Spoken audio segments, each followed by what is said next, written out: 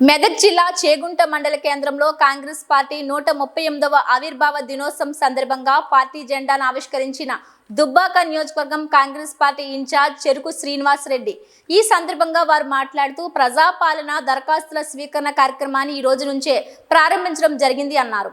Congress party అధికారంలోకి రాగానే చెప్పినట్లుగా కాంగ్రెస్ పార్టీ ప్రవేశపెట్టిన 6 గ్యారంటీల పథకాలను రాష్ట్ర ప్రజలకు ప్రతి ఒక్కరికి లబ్ధి చేకూరాలని అన్నారు.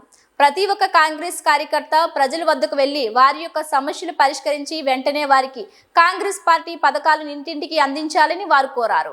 ఈ కార్యక్రమంలో మండల కాంగ్రెస్ పార్టీ అధ్యక్షులు వడ్ల నవీన్ కుమార్, ఉపాధ్యక్షులు శ్రీనివాస్, జనరల్ సెక్రటరీ కొండి శ్రీనివాస్, దుబ్బాక నియోజకవర్గ యూత్ అధ్యక్షులు సాయి కుమార్ గౌడ్, ఎస్సీ సెల్ అధ్యక్షులు నరసింహులు తదితరులు పాల్గొన్నారు.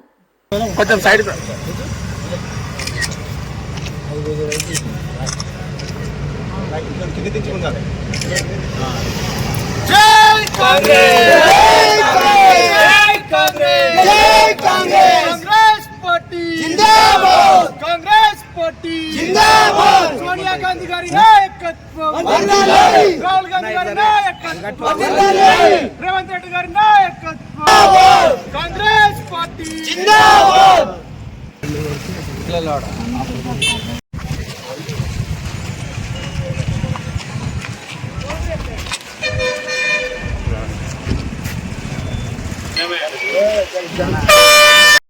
130వ ఆవిర్భావ దినోత్సవం సందర్భంగా తెలంగాణ రాష్ట్రంలో ప్రజలకు 6 గ్యారంటీల అప్లికేషన్లు తీసుకోవడం జరుగుతూ ఉంది.